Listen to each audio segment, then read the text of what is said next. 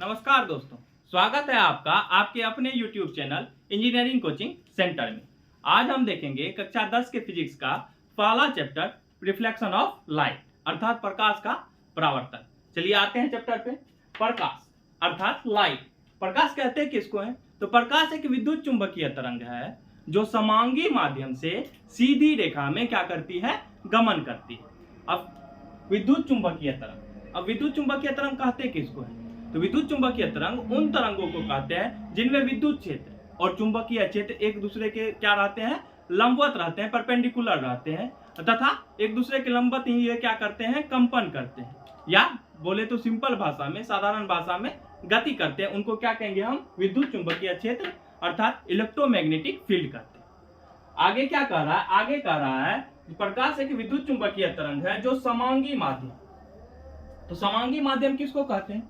तो माध्यम दो प्रकार का होता है, समांगी माध्यम और विसमांगी माध्यम। समांगी माध्यम किसको कहेंगे? तो वह माध्यम जिसमें प्रकाश का गुण सभी बिंदुओं पे या सभी जगह समान रूप से विद्यमान रहता है, उसको क्या कहते हैं? समांगी माध्यम कहते हैं।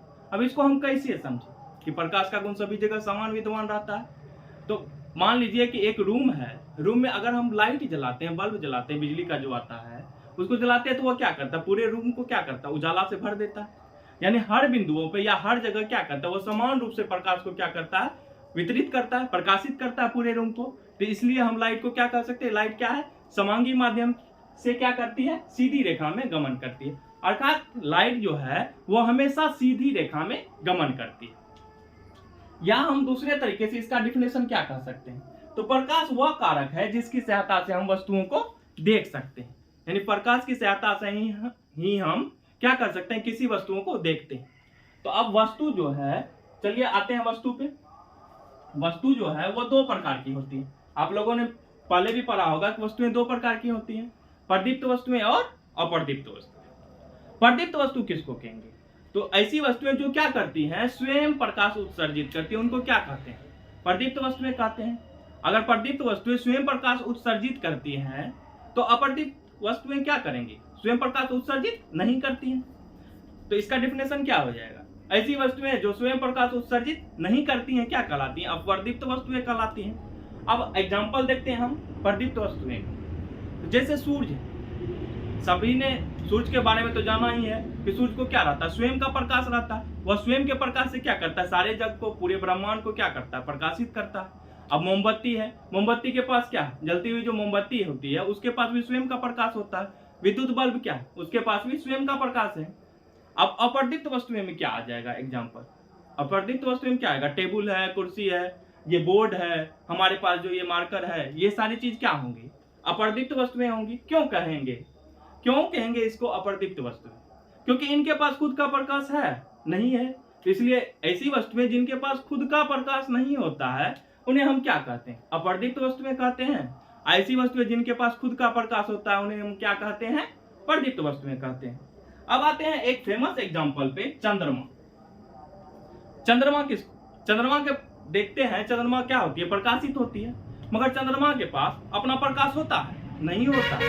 चंद्रमा के पास अपना खुद का प्रकाश नहीं होता है, वह सूरज के प्रकाश से प्रकाशित होती है। अब हमें तो लगता है कि चंद्रमा के पास खुद का प्रकाश है, तो ऐसा होता क्यों? चंद्रमा क्या करती है? सूरज के प्रकाश को क्या करती है? एब्जॉर्ब करती है। सूरज का प्रकाश जब चंद्रमा पे पड़ता है तो वह सारा प्रकाश एब्जॉर्ब करके कुछ प्रकाश को क्या करती है? परावर्तित कर देती है, रिफ्लेक्ट कर देती है। अब वह जो प्रकाश हमारी आंखों पे पड़ता है तब हमें क्या दिखती है? कि चंद्रमा दिखता है। तो हमें लगता है कि चंद्रमा के पास क्या है? खुद का प्रकाश है। चलिए आगे बढ़ते हैं। आगे कह रहा है कि प्रकाश वह कारक है जिसकी सहायता से हम वस्तुओं को देख सकते हैं। हमें अच्छे तरीके से समझ में आ गया कि हम वस्तुओं को कैसे देखते हैं। अगर आप लोगों को दिक्कत है कि वस्तुओं को हम कैसे देखते हैं, इसको और भी अच्छे तरीके से हम एग्जांपल से समझ सकते हैं। देखिए ये मार्कर आप लोगों को दिख रहा होगा। कैसे दिख रहा है? तो प्रदीप्त वस्तुएं जब किसी अप्रदीप्त वस्तुएं से टकराती है और टकराकर हमारी आंखों तक पहुंचती है तब हमें अप्रदीप्त वस्तुएं दिखती है। अब हमें वस्तुएं कैसे दिखती है समझ में आया? फिर से समझिए एक बार। जब किसी प्रदीप्त वस्तुएं से प्रकाश निकलकर किसी अप्रदीप्त वस्तु से टकराती है और उससे टकराकर क्या हमारी आंखों तक पहुंचती है तब हमें प्रदीप्त वस्तुएं दिखती है। आप लोग को लग रहा होगा कि सर ऐसे कहीं बोल रहे हैं, चलिए इसको और भी अच्छी तरीके से एग्जाम्पल से समझते हैं। मान लीजिए कि रूम है, रूम में अगर लाइट है तो आपको पूरा रूम में हर सामान दिख रहा होगा, दिख रहा है। अगर आपके पास अभी आप वीडियो देख रहे हैं, लाइट है तो आपको सारा सामान दिख रहा होगा। अब मान लीजिए एकाएक अंधेरा हो जाए, दिखेगा आप सामान हो? नहीं दिखेगा। आप लोगों को सामान दिखेगा? नहीं दिखेगा। अब देखिए कि आप अगर अंधेरे में चल जाए, रूम में उजाला है, सामान दिखेगा? आराम से दिखेगा, आसानी से दिखेगा। अब आप क्या कीजिए, मान लीजिए कि किसी मार्कर को या किसी एक बोतल ले लीजिए, उसको अंधेरे में रख दीजिए, खुद उजाले में आ जाएगी। अब आपको वो जो अंधेरे में रखी वस्तु है वह दिखेंगी? नहीं दिखेंगी। अब ऐसा क्यों होता है? जब तक किसी प्रदीप्त वस्तु से निकलने वाली प्रकाश किसी अप्रदीप्त वस्तु से टकराकर हमारी आंख तक नहीं पहुंचेगी, तब तक हमें वह अप्रदीप्त वस्तु नहीं दिखती। उम्मीद करते हैं आप कैसे वस्तु दिखती है आप लोगों को अच्छी तरीके से समझ में आ गया होगा। चलिए आगे बढ़ा जाए। आगे कह रहा है कि प्रकाश एक प्रकार का क्या ऊर्जा है। प्रकाश को हम एक प्रकार का क्या मानते हैं? ऊर्जा मानते हैं। चलिए देखते हैं आगे क्या कर रहा है। प्रकाश एक प्रकार का विकिरण, विकिरण किसको कहते हैं? तो वह ऊर्जा जो निर्वात में भी क्या होता है, एक स्थान से दूसरे स्थान तक जा सकती है, उसको क्या कहते हैं हम लोग? विकिरण कहते हैं। जैसे सूर्य का प्रकाश है, सूर्य का प्रकाश पृथ्वी से कितनी दूरी पे?